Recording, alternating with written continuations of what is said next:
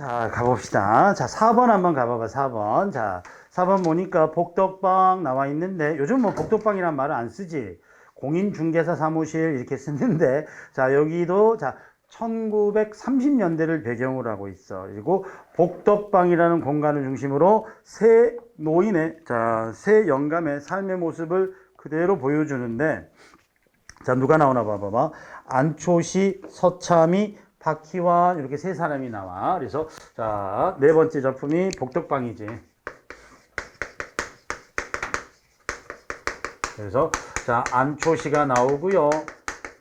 그 다음에 서참이가 나오고요. 박희환 영감이 나오지.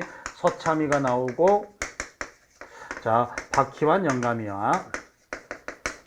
프렌즈야, 프렌즈. 복덕방이라는 공간에서, 복덕방이면 뭐 지금도 좀 그렇지만 사랑방 같은 곳이잖아. 옛날에 이제 복덕방이라는 게 공인중개사가 아니면 그냥 뭐 그 지역에서 오래 정도 살아가지고 그 지역을 좀 잘 아는 사람이 조그마한 사무실 해가지고 뭐 중개해 주는 거지. 그러다 보니까 이제 마을 사람들 거기 모여가지고 어르신들 보면 뭐 바둑도 두고 장기도 두고 뭐 화투도 치고 이렇게 소일하는 곳이지. 마치 경로당 비슷한 역할을 하는 거지. 마을 사랑방처럼. 그래서 이 안초시 서참이 박희한 이 소노인은 복덕방에서 무료하게 소일한다. 노인이니까 이제 삶의 중심에서 조금은 소외된 인물들이겠지.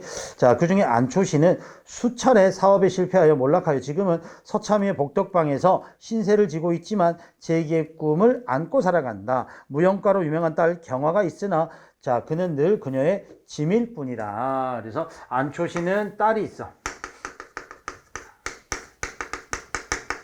안경화야. 근데 안경화는 사회적으로 성공한 무용가야. 사회적으로 성공한 무용가고요. 안초시는 어때? 자, 여러 차례 자, 실패를 경험하면서도 아직도 어때? 재기를 꿈꾸면서 자, 호시탐탐 기회를 노리고 있는 인물이야. 그러다 보니까 안초시는 딸에게 어때? 늘 경제적으로 자, 기대야만 되지. 그러다 보니까 자기 스스로도 자, 늘 짐이다라고 생각하는 인물이야. 그래서 딸에게 용돈을 받아야 되는데 용돈을 받을 구실이 없으니까 매번 안경다리가 부러졌다라고 거짓하여서 돈 받아서 그걸로 담배값 하고 뭐 술값 하면서 그렇게 자, 무기력하게 지내는 인물이 일단 안초시. 그다음에 두 번째. 서참이는 구한말 훈련에는 참의로 봉직했던 무관이었으나 일제강점 후에 복덕방을 차렸다. 안초시와 달리 대범한 성격의 소유자로 중학 졸업반인 아들의 학비를 걱정하며 돈을 많이 벌어야 한다고 생각한다. 셋째, 박희한 영감은 서참의 친구로서 재판소에 대한 조카를 비밀로 대서소를 한다고 일본어 공부를 하려고 한다. 이렇게 돼 있지. 그래서 자, 박희한 영감은 자, 대소서를 하려고 하고 지금으로 말하면 뭐지? 법률사무소인가? 뭐더라 우리 그거. 대소서 법률 뭐 이거 하는 사람이 있는데. 선생님 거기 회사 차리려고 하면은 뭐 있잖아 거기 저기 대신 해주는 거 법원 같은 데서 근무하다가 나오면 자 있어 자 대소서 하려고 하고 자 복덕방을 하고 있지. 자 그래서 각기 처지가 다른 세 친구가 세 친구가 같이 소일하고 있어요. 그러다가 이제 사건이 벌어집니다. 재기를 꿈꾸던 안초시에게 박영감이 자, 부동산 투자에 관한 정보를 준다. 박희한 영감이 늘 일확천금을 꿈꾸던 안초시는 결국 딸에게 투자를 권유하고 딸은 투자 과정에서 안초시를 배제하고 자신이 마련한 돈을 몽땅 부동산에 투자한다. 그러나 1년이 지나 그 모든 일이 사기금이 밝혀지고 투자 실패에 따른 좌절과 미래에 대한 꿈을 상실한 안초시는 결국 음독 자살하게 된다. 그래서 자, 안초시는 어때? 자, 일확천금을 꿈꾸면서 자, 투자했다가 결국은 사기를 자, 당하게 되고 스스로 어때? 극단적인 선택, 자, 죽음 자살을 하게 되죠. 그래서 아무도 없는 서늘한 복덕방에서 스스로 음독하여서 생을 마감합니다. 그 음독의 가장 큰 거기 이유는 자, 딸에 대한 미안함 때문에 도저히 낯을 들 수 없는 명구스러움 다음에 결국은 음독을 하게 됩니다. 그리고 이제 자, 사건이 또 하나 이루어지는데 아버지 자살로 자, 자신의 사회적 명예가 훼손될 것을 우려한 안경화는 안경화는 사회적으로 저명한 무용가인데 그가 모시는 아버지가 자, 이런 자, 경제적인 궁핍함 속에서 자살했다고 하면은 결국 안경화 역시도 어때? 자기 명예 몫이라는 거라 아버지를 돌아가시고 난 다음에는 어때? 정성껏인 듯 자, 장례를 치러줍니다. 그래서 자, 안경화는 서참이의 권유를 받아들여 장례를 성대히 치른다. 장례식에 참석한 서참이의 박희한 영감은 안경화의 조문객의 위선적인 모습에 실망하여 결국은 장례식을 떠난다. 결국 안경화는 살아생전에는 안초시 아버지를 되게 어때? 자, 조금은 돌보지 않고요. 자, 방치해놨다가 죽고 나니까 자, 자기의 명예에 누가 될까봐 성대히 자, 장례를 치러주고 그 문상군 사람들도 역시 위선적인 모습을 보이지. 그 모습을 보고 자, 서참이와 박형은 속상해하며 자, 장례식장을 떠난다. 요걸 보여줘. 그래서 요 소설 역시 1930년대 이 우리 현실을 그대로 보여주고 있는데 왼쪽에 작품 해설 한번 봐봐봐. 자, 이 작품은 세대 간의 갈등 양상을 갈등의 축으로 삼아요. 세대 간의 갈등 중에서 중심 갈등은 안경화와 안초시의 갈등이야. 세대 간의 갈등은.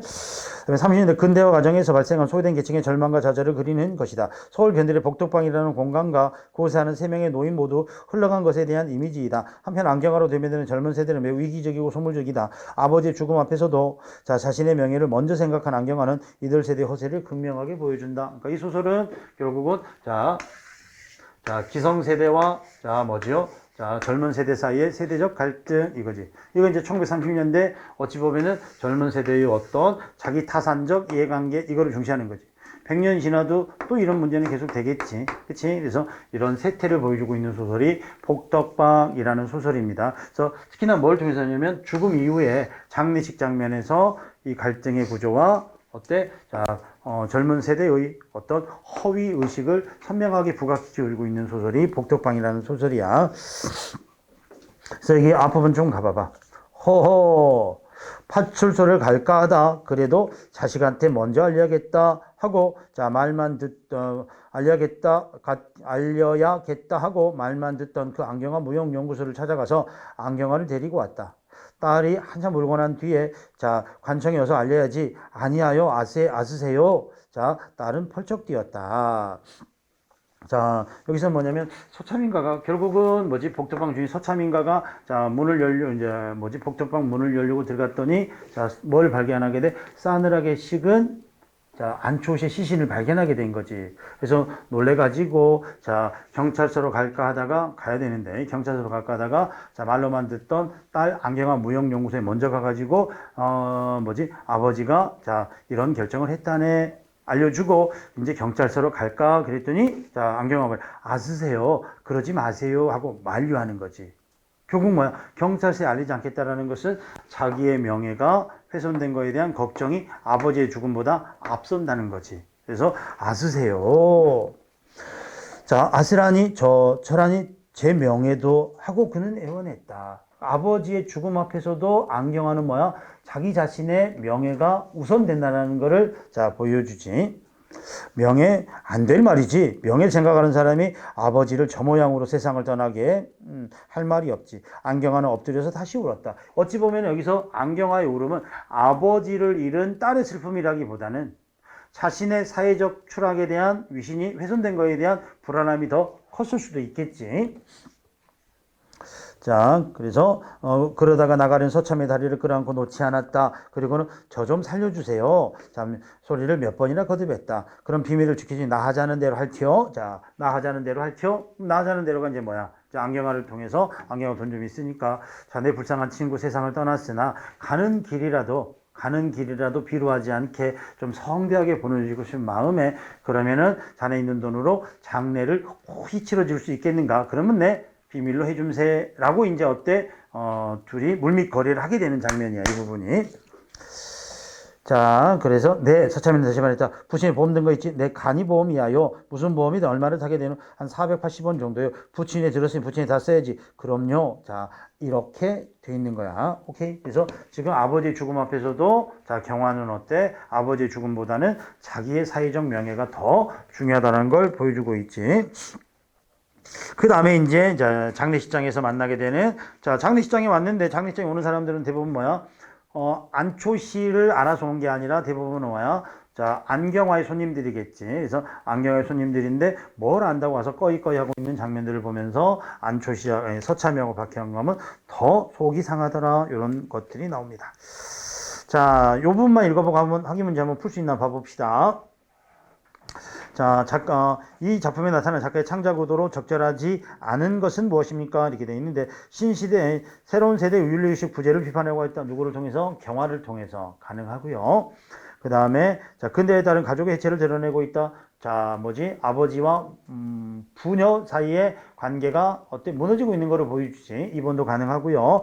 허황된 꿈을 쫓는 인물 군상을 그림으로써 부동산 투기 자체의 위험성을 경고. 이 부분이 아예 없는 것은 아니야. 그치? 그래서 안초시를 통해서 일부 드러나. 그래서 1번, 2번보다는 3번이 훨씬 더 국지적인 의미인데, 자, 놔두고. 근대의 물결 속에서 좌절하고 배를 느끼는 구시대의 인물. 이거는 안초시, 서참이, 박희환, 세 인물에 다 통용되는 거지. 그래서, 과욕, 즉 부동산 투기에 대한 과욕, 이것도 분명히 나오지만 이거는 안초시에 국한된 거기 때문에 4개 중에서 가장 거리가 먼 거는 세 번째 거를 찾아주세요. 이렇게 보시면 되고요. 그 다음에 2번은 뒤에 읽어보면 풀 수 있을 것 같아. 자, 그 다음에 염상섭의 3대 나오지. 3대. 요거는 여러분들 많이 들어봤을 거예요. 3대는. 그래서 가족사 소설이고요. 1930년대 뭐가 돼? 장편 소설이지. 그래서 이것도 역시 뭐냐면 1930년대 한 중산층 가족의 몰락의 과정을 그려내고 있는 거야. 그래서 여기서 이제 3대라는 것은 제일 위에 인물이 누가 나오지? 조이관이가 일대로 나오지. 왜냐면 자꾸 이거 태평천하랑 헷갈려서. 자, 조이관이가 일대고요.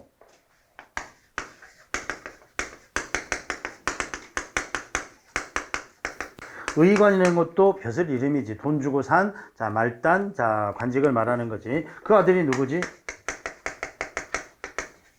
조상훈이지. 그 아들이 조덕기지. 전근대적 인물을 대표하고 있지. 봉건적 사고의 가치지. 그래서 오로지 개인의 가족의 영달과 그리고 족보 사업에만 몰두하는 전근대적 사고 방식의 인물이다라고 보시면 되고요. 그 다음에 조상훈은 개화기고 새로운 세대와의 과도기적 유형의 인물이지. 근데 둘 다 어찌 보면은 부도덕한 인물이고요. 시대를 살아가는 희망을 보여줄 수 있는 인물은 마지막이지. 그러면서 김병화라는 친구를 통해서 이념의 갈등도 드러나고요. 목사의 아들인 병화는 사회주의 운동에 투신하고 이거는 부르주아 있는 집 자식의 모습으로 그려지는 거지. 그래서 이 3대에 걸쳐서 집안이 몰락하는 과정을 아주 사실적으로 보여주고 있는 게 3대라는 소설. 이건 줄거리만 읽어볼게요. 줄거리만. 만석군의 살림을 꾸려가는 조이관은 봉건적 관념과 허욕에 사로잡힌 인물이다. 아까 말했지만 봉건적 사고, 전근대적 사고와 허욕, 헛된 욕망이지. 헛된 욕망의 전형이 뭐냐면 돈과 명예 해가지고 양반이라는 족보 이거를 욕심내고 있어.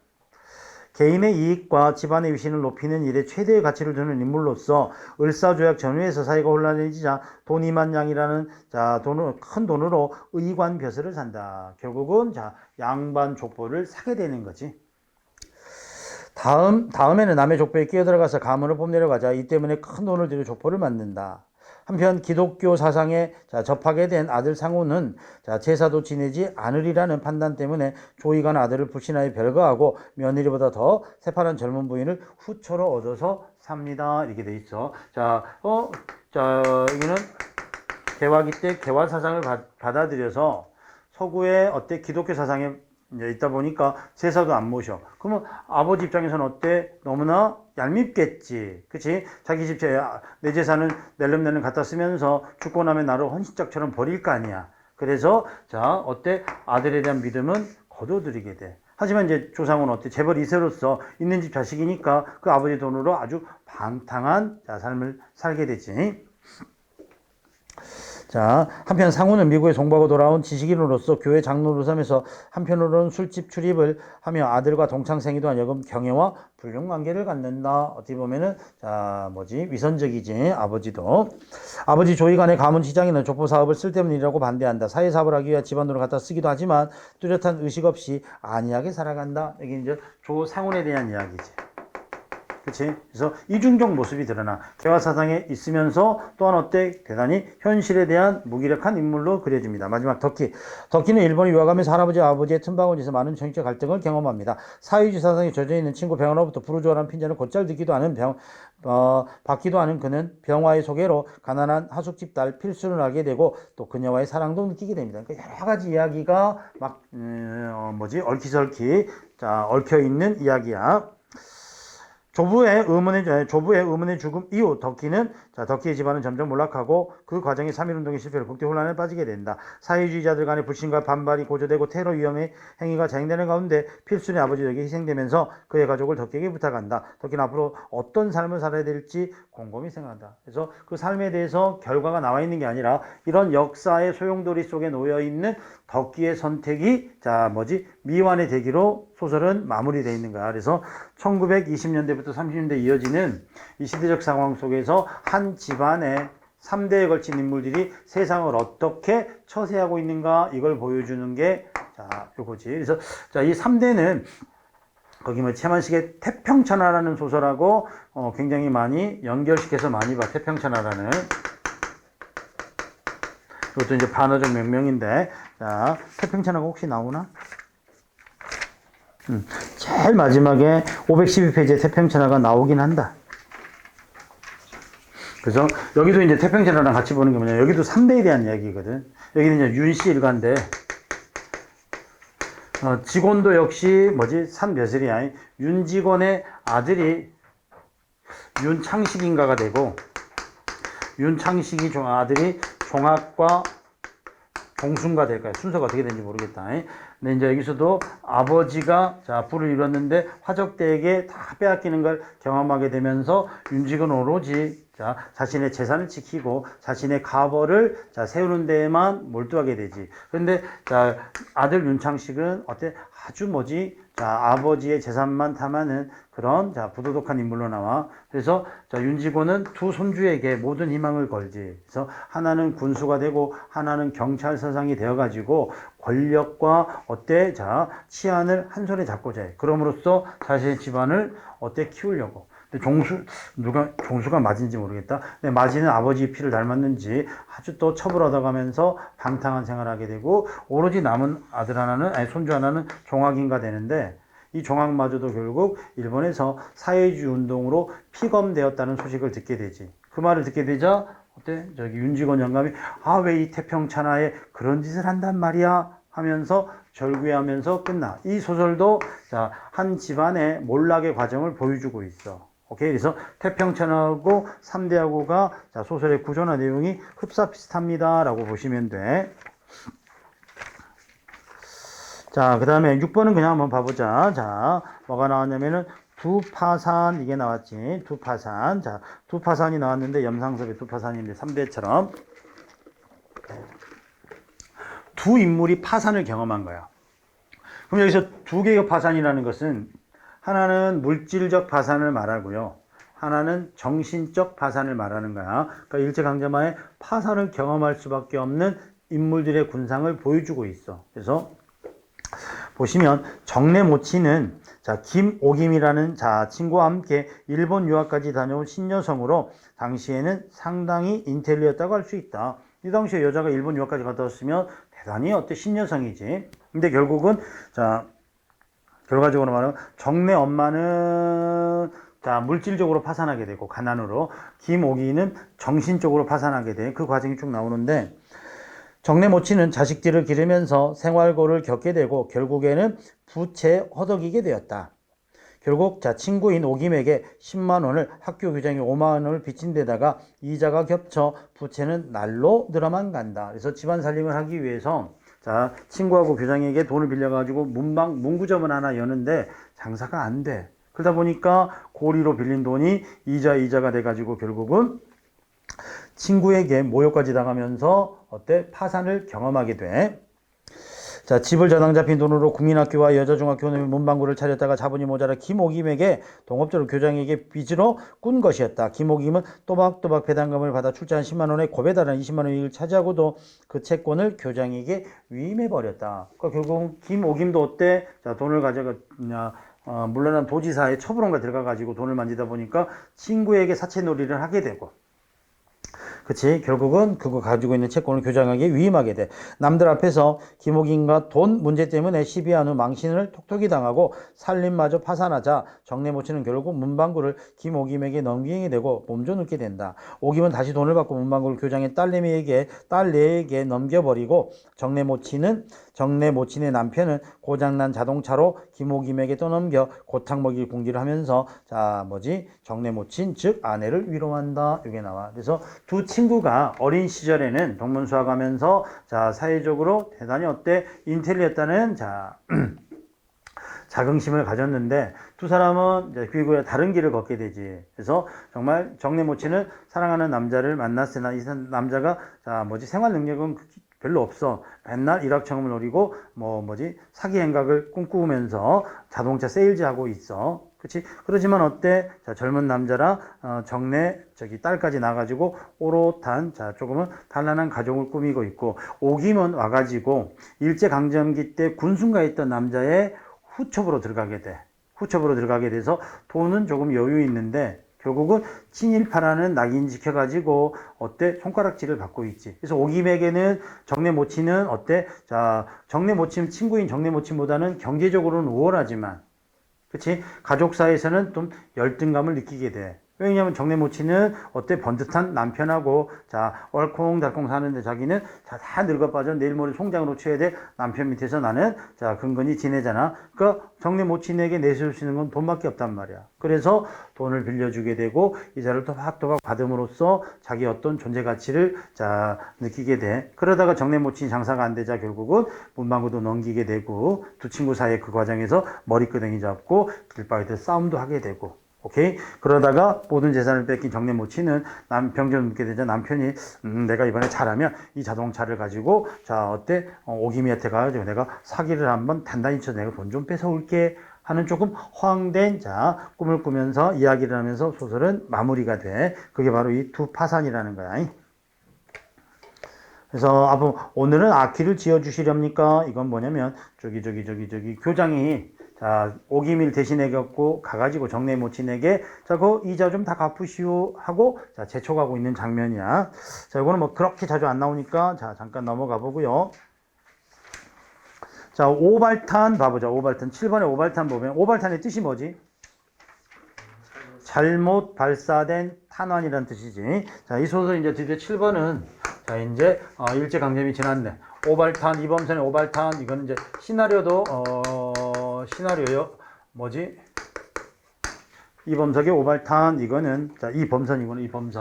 이범선의 오발탄, 이거는 시나리오로도 가가지고 영화로도 만들어진 건데, 이거는 전후 소설입니다. 전후 소설. 전후라는 게 뭐지? 전쟁을 경험한 뒤의 이야기 이 말이지. 그래서 전쟁을 경험한 뒤에 이게 1959년인가 발표된 작품인데, 생각하면 53년이면 다 전후소설 아니에요? 전후소설이 시기적으로 아니라 전쟁 이후에 전쟁이 주제가 돼가지고 만들어진 소설을 우리는 전후소설이라 그래. 그래서 한국 전쟁으로 파괴된 한 가족의 이야기를 보여주고 있는 게 이 소설인데, 이 소설에는 철호가 나와. 김철호인가가 나올 거야. 철호가 나오고, 철호에게는 전쟁이 나자 가족과 함께 월남하고 있어. 그래서 철호는 변리사 사무실에서 서기 노릇을 하는 사람이야. 그래서 비록 작은 박봉이지만 아주 양심을 가지고 성실하게 살아가는 인물이야. 근데 이제 그에게는 어머니가 한 분 계시고요. 그리고 동생인 영호와 여동생 이름이 뭐더라? 누이가 있어. 요 세 가족이 한국전쟁 기간에 남하에서 지내는 거야. 그런데 일단은 어머니는 전쟁의 충격으로 넋이 나가가지고 하염없이 가자만 외치고 있어. 그치? 그래서 치매인지 끊임없이 고향으로 가자라고만 외치고 있어. 그러니까 결국 전쟁의 상처를 그대로 자 오롯이 갖고 있는 인물이 어찌 보면은 자 어머니가 되겠지. 그래서 고향으로 돌아가자라는 거지. 그러니까 결국 전쟁 전으로 돌아가자라는 평온한 일상에 대한 회복을 염원하고 있다고 볼 수도 있고요. 그 다음에 이제 철호하고 영호는 자 뭐죠? 신념적으로 대립하는 인물이지. 그래서 자 아주 막대 먹어가지고 전과자의 삶을 살고요. 양심보다는 괴를 얻어서 자기만의 어떤 권력을 탐하는 인물이야. 그래서 조금은 비양심적인 인물이지. 결국은 형과 대립하게 되고요. 결국은 권총 강도 사건에 연루돼 가지고 체포당하게 됩니다. 그리고 누이는 뭐 그렇게 나오진 않는데 양공주가 되어서, 양공주라는 것은 전쟁 이후에 미군에게 화대를 받고 몸을 파는 삶을 사는 거지. 그치? 그러니까 어찌 보면은, 이것도 역시, 부도덕하지만, 결국 이렇게 양공주 생활을 하면서 번 돈으로 집안에 조금씩 도움을 주는 거야. 그럼 바꿔 말해서 집안의 경제적 도움을 위해서, 원치 않는 양공주의 삶을 살고 있는 거지. 이런 일상의 삶에서 결국은, 어떤 사건이 터져? 아내가 산부인과에 가가지고 출산하다가 결국은 죽었다는 소식을 듣게 되고, 동생은 권총강도에서 체포되었다는 소식을 한꺼번에 듣게 되지. 그래서 어디로 가야 될지, 아내에게 가야 될지, 엄마가 계신 집으로 가야 될지, 동생 있는 동대문 경찰서로 가야 될지, 그러면서 택시를 잡아타면서 어디로 가야 될지 방향을 못 잡고 있어. 그래서 택시 조수가 말해, 오늘은 무슨 오발탄 같은 손님이 탔네 그려 라고 나오지. 그리고 오발탄이라는 것은 이 소설에서 방향을 잃어버린 철호의 삶이 어찌 보면은 잘못 장전된 탄환이다, 이런 의미에서 오발탄이 돼. 거기 작품 줄거리 한번 봐볼까? 철호는 계리사 사무실에서 일하며 박봉으로 살아가는 샐러리맨. 그는 전쟁의 충격으로 가자라는 말만 되풀이 알아놓은 노모를 비롯해 만삭의 아내, 상위 군인 아우영호, 그리고 양공주의 누이 동생 명숙 등에 대한 걱정에 항상 시달리며 살아간다. 명숙인가 보다, 이름이. 그치? 어찌 보면은, 가장으로서의 짓눌린 책임감 속에서 살아갑니다. 그러나 그는 묵묵히 주어지는 시에 순응하면서 양심과 도덕을 지키며 살아가는 인물이다. 반면 동생 영호는 양심이나 윤리 따위는 아랑곳하지 않고 세상 돌아가는 상황에 맞게 살아가는 것이 옳다고 생각한다. 그러던 중 영호는 권총강도 혐의로 붙잡혀 경찰서에 갇히고, 만삭인 아내는 출산 도중에 목숨을 잃는다. 철호는 돌이킬 수 없는 절망감에 빠져 거리를 방황하고 의사의 만류도 불구하고 평소에 앓던 충치를 모두 뽑아버리고 과다출혈로 점점 의식을 잃어간다. 택시에 올라탄 철호는 갈 방향을 정하지 못하고 우왕좌왕하다가 어머니처럼 가자라는 말만 외친다. 그리고 의식이 사라져갈 때 자신을 조물주의 오발탄이라고 탄식하게 된다, 이거지. 그래서 철호가 자기의 방향을 잃어버린 삶을 뭐라 그래? 오발탄이라고 평가하고 있어. 왼쪽에 작품 회사를 한번 봐봐봐. 1959년 현대문학에 발표된 단편소설 짙은 허무주의를 바탕으로 한 이 작품은 전후의 암담한 현실을 시대적 배경으로 주인공의 주위에서 일어나는 가족들의 사건을 통해 그가 혼란에 빠지는 과정을 그려내고 있다. 즉 고향을 떠나 월남 피난민의 가족의 비참한 삶의 단면을 보여주는 작품으로 뿌리 뽑힌 자들의 가난과 고통, 그리고 편안한 삶을 방해하는 비정한 현실을 심도 있게 묘사하고 있다. 그러니까 월남 피난민들의 아픈 삶하고요, 그리고 전쟁이 만드는 상처 속에서 아픔받는 우리 이웃의 모습을 사실적으로 그려내고 있다라고 보시면 돼. 그래서 오른쪽에 문제 보시면 이것만 안다면 1번 봐봐. 오른쪽에 철호의 인물대명으로 가장 적절한 것. 우리가 줄거리하고 작품 해설만 보면 철호는 어떤 인물이야? 전쟁이라는 비참한 상황 속에서도, 가장이라는 짓눌린 무게 속에서도 양심과 도덕을 지키면서 살아가려는 인물이지. 그치? 답이 될 수 있는 건 몇 번? 4번 되겠고요. 이 소설의 궁극적인 갈등의 유형은 무엇입니까? 이렇게 되어 있지. 이것도 뭘까? 전쟁이라는 사회 현실 때문에 겪게 되는 아픔이겠지. 어디로 가야 될지 몰라. 그건 내적 갈등이 될 수도 있는데, 궁극적인 거는 전쟁에는 상처. 어머니 대표는 가자라는 말의 의미를 뭘까? 고향으로 가고픈 소망인데, 어찌 보면은 무너져버린 가족의 일상이 이거 전쟁 이후잖아. 그러니까 무너지기 직전의 삶으로 되돌아가고 싶은 마음이겠지. 그치? 그래서 겉으로는 고향으로 들어가고 있지만, 평온한 일상으로의 회복, 안정적인 일상으로의 회복, 이런 것들이 돌아가자, 이런 의미로 해석할 수 있더라, 이렇게 보시면 돼. 그 다음에 8번 한번 봐보시면, 오상훈의 유해라는 소설이 있어. 오상훈의 유해. 유예가 뭐지? 유예의 뜻. 자, 집행을 유예합니다. 이거지. 유예라는 것은 뭐냐면 어떤 일에 시간을 늦춰주다 이거야. 그래서 8번에 오상훈의 유예라는 소설이 나오는데 이 소설은 참 뭐지요? 어떤 의미로서 이제 있냐면, 자, 의식의 흐름 기법이다. 이런 말을, 자, 우리 간혹 쓰지. 의식의 흐름 기법이다. 그러니까 어떤 사건이 인과관계에 의해서, 자, 일어나고 해결되고 갈등을 만들어내고 이런 게 아니라, 자, 뭐죠? 의식의 흐름이라는 것은 뭐지? 생각의 사고의 과정을 그냥, 자, 뭐지? 논리적인 과정 없이 그냥 따라가는 거야. 생각만을 따라가는 거야. 오케이? 그래서, 자, 의식에 따라서 우리가 기술하듯이 이런 것들을 의식의 흐름 기법 이렇게 말해서, 자, 의식의 흐름이라는 것은 인물의 어떤 내면 심리를 그려주지. 인물의 내면 심리. 오케이? 그래서, 자, 이거는, 자, 6.25 때의 기억으로 돌아가서, 자, 내가 적군의 포로로 잡히게 돼. 이런저런 상황 때문에. 그래서 적진 깊숙이 침투했다가, 결국은 어때? 자, 우리 소대가 다 뿔뿔이 흩어지고 전사자가 생기고, 자, 겨우 내 한 목숨을 구제해가지고, 자, 본대로 귀환하는 과정에서 인민군들이, 자, 양민들을 학살하는 장면을 목격하게 되어서 자기도 모르게 그 인민군을 향해서, 자, 들고 있는 총으로, 자, 응사를 하게 돼. 결국, 자, 자기 본대로 귀대하다가 자기가 자기 분을 못 이겨서 자기 위치가 노출되지. 그래서 적군의 인민군에 생포되어 가지고, 자, 인민군 장교에게 끌려가지. 인민군 장교가 뭐라 그래? 지금 나에게서 전향을 약속한다면 목숨은 살려주겠다. 만약에 전향을 약속하지 않는다면 네 아까 봤듯이, 자, 어때? 자, 인민군의 총탄에 죽어가는 사람처럼 너의 운명은 될 것이다. 그래서 내가 제안에 답을 못하자, 자, 인민군 장교가 뭐라 그래? 1시간 동안에 생각할 수 있는 말미를 주겠다. 이게 유예야. 그러니까 처행할 수 있거나 아니면 구원할 수 있는, 자, 어떤 결정한 시간을 1시간을 유예해 주는 거지. 그러면서 토굴에 갇히게 돼.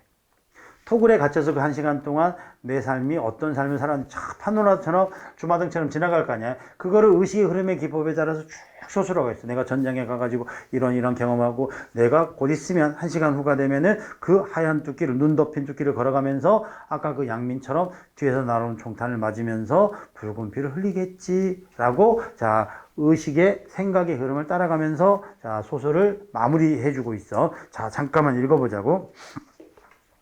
인민군에게 잡혀 죽음을 목전에 든 심리적 갈등, 죽음의 무의미함과 전쟁의 비극성이 그의 의식 속에, 자, 반복되어 지나온 전투 상황과 폐주 경로가 떠오른다. 그가 인솔한 수색대는 북으로 진격하다 몇 차례 전투를 벌였다. 적의 배후 깊숙이 들어간 그의 부대는 본대와 연락이 끊겼다. 눈 속에 쓰러진 부하들을 버려둔 채 6명만이 눈을 헤치고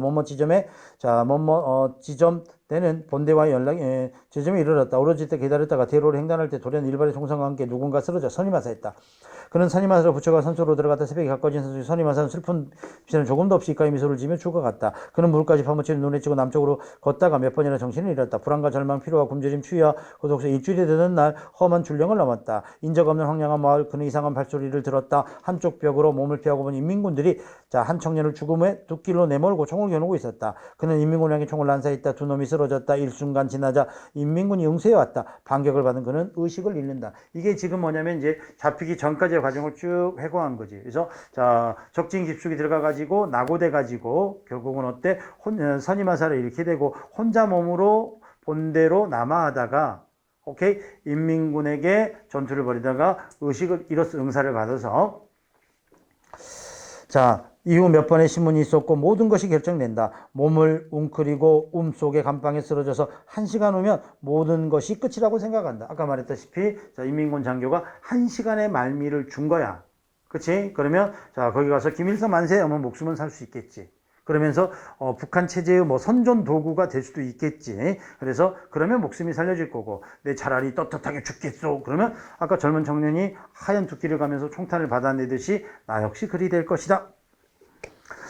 자, 그는 끝나는 그 순간까지 정확히 자신의 삶을 끝맺이한다고 생각하면서 둑길을 걸어간다. 흰 눈이 휘석휘석 흩어지다가 점점 어두워지자 자신의 모든 것이 끝나지만 그들은, 자, 인민군들은 다시 일상으로 돌아갈 것이다 라고 생각하면서 의식이 점점 흐려진다. 그래서 마지막으로 하면 1시간 후에 자기의 모습을 어때? 미리 예견하면서 나는 이러겠지. 그리고 나는 자 어때 피를 흘리면서 쓰러지고요. 그리고 인민군들은 또다시 어때 개머리판을 뒤로 든 채 다시 일상으로 들어가서 자 석탄난로에 손을 녹이겠지. 그래서 그건 어찌 보면은 자 생명에 대한 무의미성이랄지 전쟁의 비극성 등을 고스란히 드러내고 있지. 근데 이 모든 것들이 그의 사고의 과정을 풀어내는 자 소설 형식으로 돼 있어. 이게 바로 뭐다?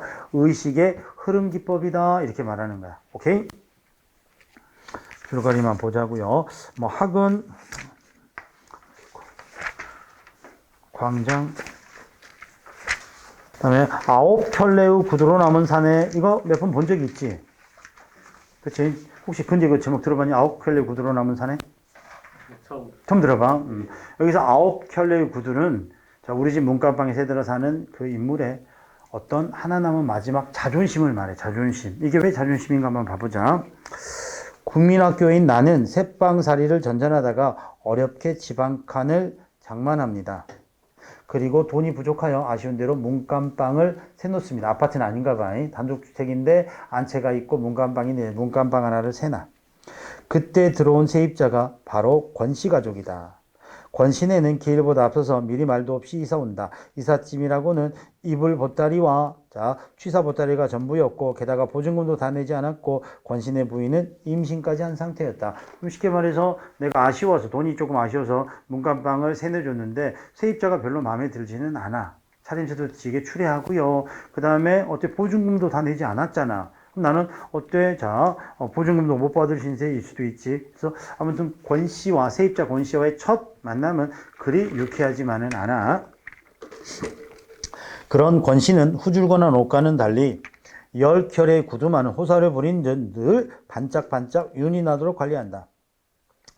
어느 날 이순경은 권씨가 자존심 때문에 실직을 했다며 자, 잘 보살펴달라는 부탁을 한다. 가정방문을 가던 나는 공사장에서 일하는 권씨를 보게 된다. 어느 날 갑자기 권씨가 학교로 찾아와 출산하는 아내의 입원비를 빌려달라는 부탁을 한다. 내가 당장 돈을 마련할 수 없다고 거절하지만 찜찜한 마음에 돈을 주선하여 병원을 찾아가 입원 수속을 해주었고 권씨 부인은 무사히 자, 아들을 낳았다. 그날 밤에 강도가 잠입하여 돈을 요구한다. 나는 그 도둑이 자 권씨임을 직감적으로 알 수 있었고 그 도둑은 아무것도 훔쳐가지 않았다. 그 권씨는 귀가하지 않았고 나는 권씨의 방을 살펴보았다. 잘 닦여진 7켤레의 구두 중 하나를 생각해보며 그 구두가 쉽사리 돌아오지 않을 것임을 깨달은 나는 그의 행방불명을 알리기 위해 처음으로 이순경에게 전화를 건다. 이렇게 돼 있는데 자 갑자기 이야기가 조금 내용이 빠져가지고 그럴 거야. 자 그래서 우리 집 권씨의 이야기를 이제 순경을 통해서 알게 되는데 대학까지 졸업해가지고 출판사를 다니다가 결국은 저기 옛날에 70년대인가 자 부동산이 있어가지고 서울에 살던 빈민들이 가난한 사람들에게 서울을 개발하는 과정에서 광주 지금 경기도 광주의 대단지 거기 뭐지 아파트 분양을 하게 돼. 그래서 많은 사람들이 거기 지금 따지면 성남이야. 지금으로 따지면 성남으로 많은 사람들이 이주하게 돼. 근데 그 과정에서 사기 사건에 휘말리게 돼서 많은 이주자들이 재산과 집을 잃게 돼. 근데 그런 과정에서 권씨가 거기 세입자들 대표로서 나서게 돼. 대학까지 졸업하고 출판사까지 다니면서 식자였기 때문에 자 쉽게 말하면 그들의 대표가 돼가지고 어때? 자 싸우게 되지. 그런 과정에서 결국은 옥살이 하게 되고 결국 전과자가 되게 돼.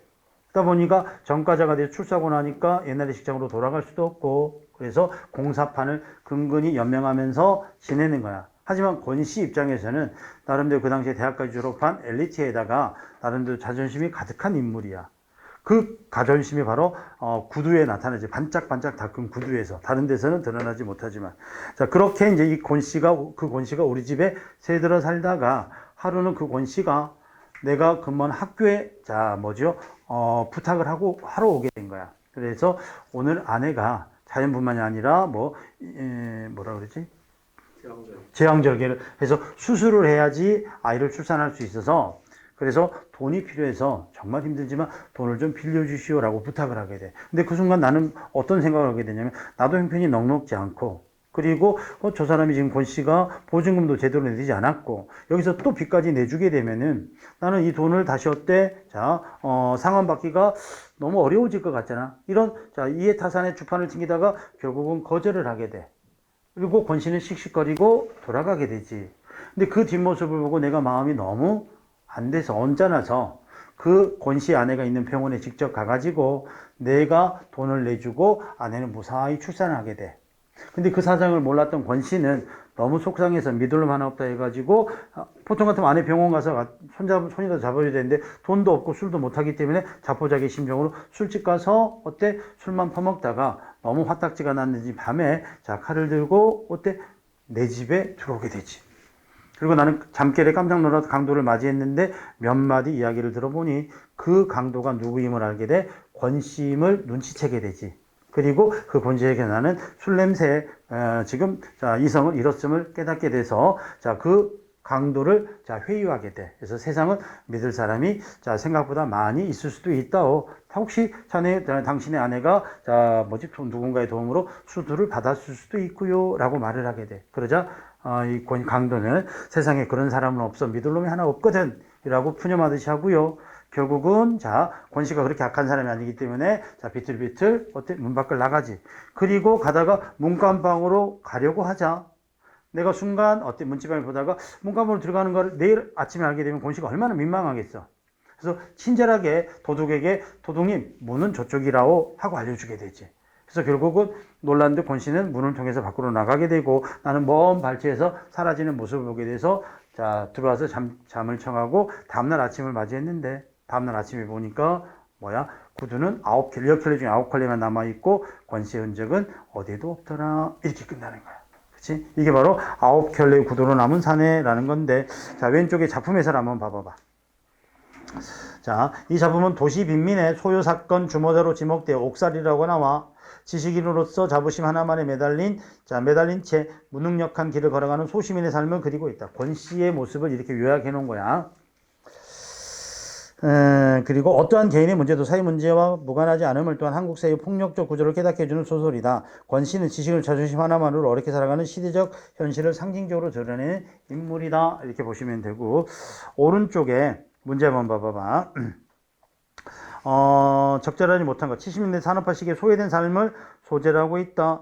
맞습니다. 그래서 산업화 과정 속에서 뭐 부동산에 대해서 어때 사기를 당한 인물들의 모습도 그려지고 그 다음에 우리 주변에 흔히 볼 수 있는 이웃의 모습이고요. 주인공 산업화 시대의 노동자의 열악한 근무 조건에 시달리고 있다. 이건 아니라 그렇죠. 자 지식인인데 이런 사회적 현실 때문에 자 도시 빈민으로 전락한 사람의 모습을 그려내고 있어. 성실하게 살아가는 사람이 도둑이 될 수밖에 없는 상황에 대해서 연민의 시선을 보내고 있다. 오케이. 그 다음에 3번이고 2번 구두의 상징의 의미로 알맞은 것은 무엇입니까? 이렇게 돼 있네. 자 이거는 뭐다? 권씨의 마지막 남은 자존심이야. 그래서 지식인으로서의 자존심 뭐 이렇게 볼 수 있고 자 마지막에 뭐 토지도 나오는데 토지는 워낙 뭐 대하소설이지. 그 다음에 이제 쌤이 더 알아보기 해가지고 자 이런 소설들이 자, 이런 줄거리를 가지고 있어요. 이렇게 줄거리만 가지고도 굉장히 문제 풀 때 나중에 도움이 된다라는 거야. 오케이?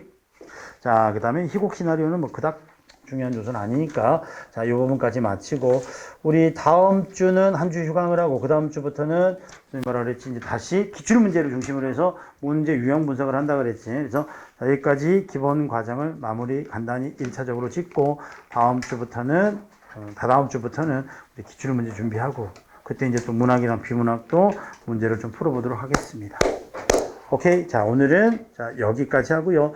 다음 주 좀 날이 추워질 11월 달에 뵙도록 하겠습니다. 고생하셨습니다.